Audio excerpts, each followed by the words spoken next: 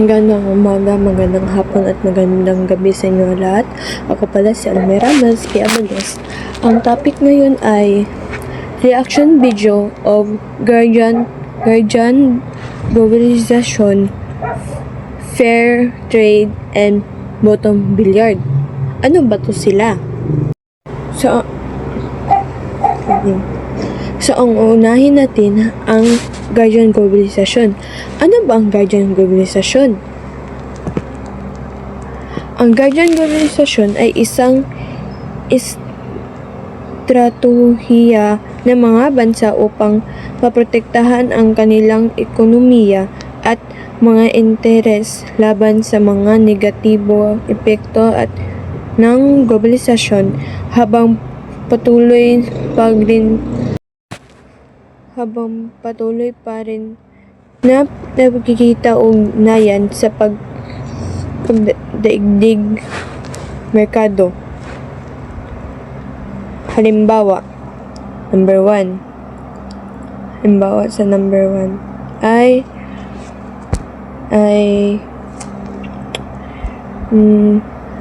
paghigpit ng sa forage investment. Maraming bansa ang naglalagay ng maraming regulasyon at limitasyon sa pagpapasok ng mga dayuhan pagmumuhunan upang protektahan ang kanilang lokal na ekonomiya at ang mga negative. Halimbawa ang mga China ay may higpit na patakaran tungkol sa pagmamay-ari ng mga dayungan upang kumpanya sa ilang mga industriya. Number 2, pagbubuwis sa import. Ang pagtatakda sa mataas na taripa o buwis sa mga inaangkat na produkto sa isang paraan upang maprotektahan ang lokal na industriya laban sa mura import goods. Halimbawa, ang mga India ay nagpapatupad ng mataas na taripa sa mga inaangkat na electronic process upang mapaglakas ng lokal na produkto. Number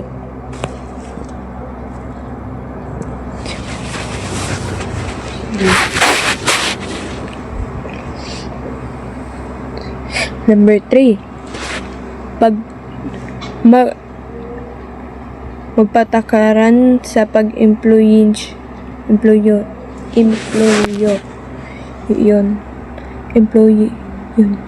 Ang mga bansa ay maaaring mapatupad ng mga patakaran ng lalayon unahin ang mga employee na mga lokal na panggagamit kaysa sa mga dayungang. Halimbawa sa Saudi Arabia, may mga patakaran na narelayunin bawasan ang pagkakuha ng mga dayungan, pagagawin at paglakasin ang employment ng mga lokal na mamamayan. Ayun. So, number 4 is mga regulasyon sa teknolohiya. Upang protektahan ang lokal na teknolohiya at data process ay ilang bansa ay nakatakda ng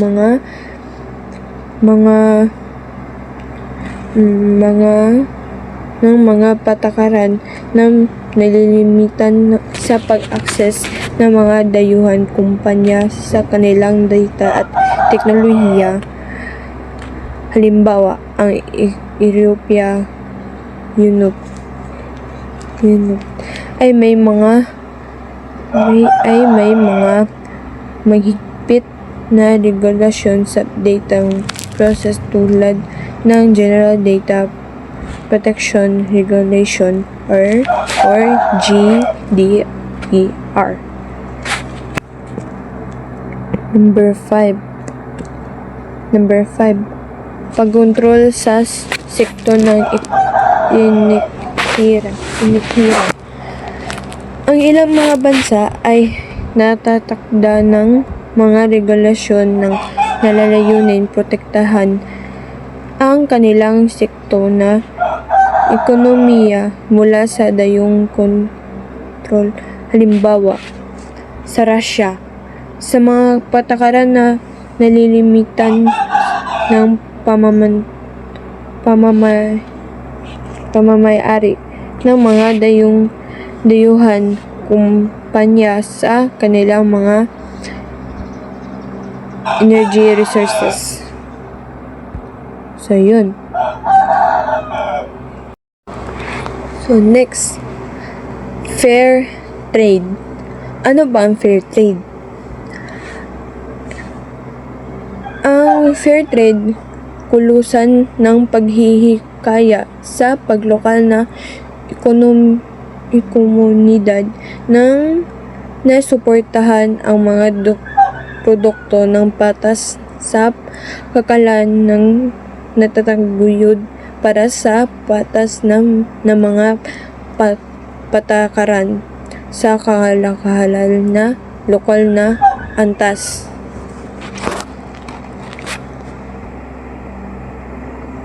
Ano ba ang mga halimbawa sa fair trade? So, ang mga halimbawa ay mga saging, kape, discolated, tisa, bulaklak, asukal, lahat na ito ay may bagay na madalas na natin binabaliwala at wala ay mga halimbawa na mga produkto ng fair trade ay ang kilusan sa kabuuan ay kinakilala bilang mataas na kalakalan. Ang mga produkto na fair trade ay dumadami habang ang mga kumpanya ay lumipat ng isang mas mahusay na deal para sa mga pagsasaka at paggagawa. So, dito po tayo sa positibo at negatibo sa fair trade. Ano ba ang positibo sa fair trade? Number 1, improve livelihood. Fair trade insurance products receiving a fair price from their good, which help increase their income and standard of living. Number 2, communicate development. Ang portion of the growth in offer in advantage in community project like education, healthcare, and infrastructure. So, sa negatibo. Ano ba ang negatibo? Number 1, higher price. Fair trade product can be more expensive from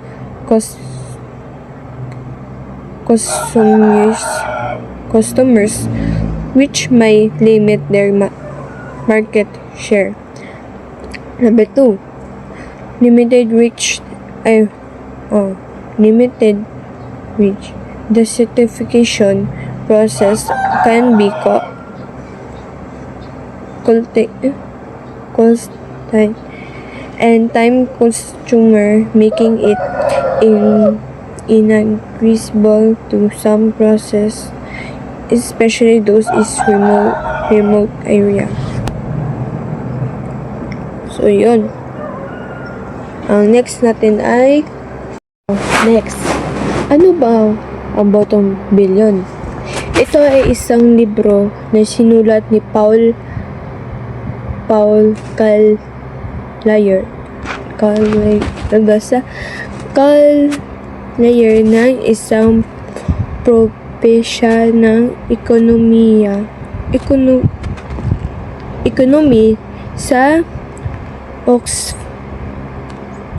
Oxford or University.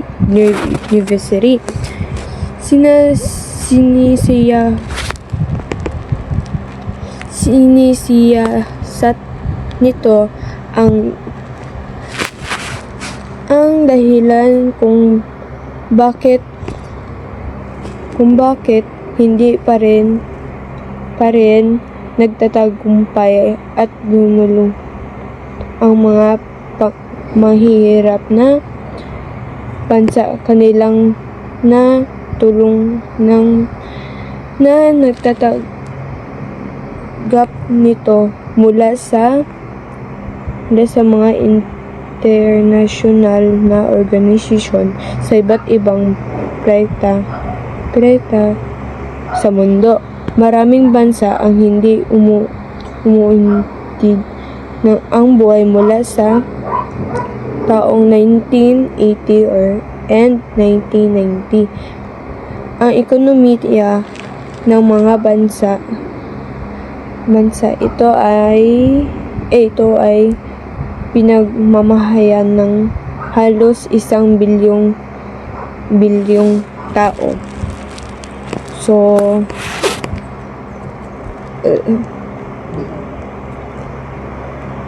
ano siya?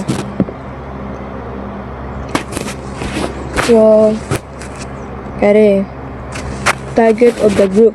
The bottom billion are the poorest people in the world, primarily located in the sub-Saharan Africa and part of Asia. So, next na tayo sa positibo at negatibo.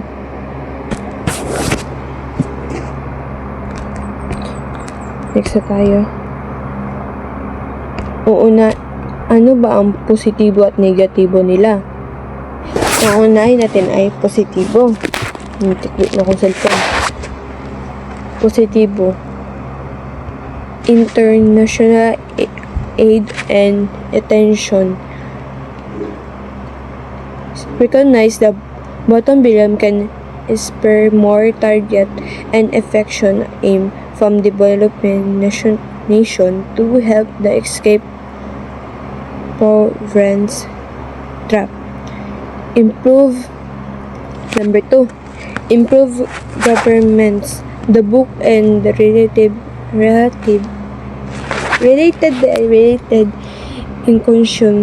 incomplete the need for strong check and balance, transparent and government and sound economy policy to force development. So, next sa negatibo. Conflict. Civil wars and prolonged conflict reduce economy grow and led to the proven health trap hindering development. Number 2 is landlocked with bad neighbor. Country that are landlocked and surrounded by other poor or unstable nation face significant barriers to transfer and development. So yun lang po ang tatlo na number 1,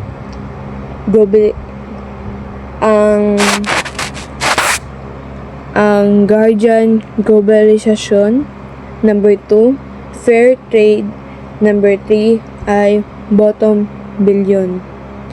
So So, yun lang. I hope maintindihan ninyo yung binasa ko at maano pa ninyo. And, yun na po. At thank you. Bye-bye. Babush.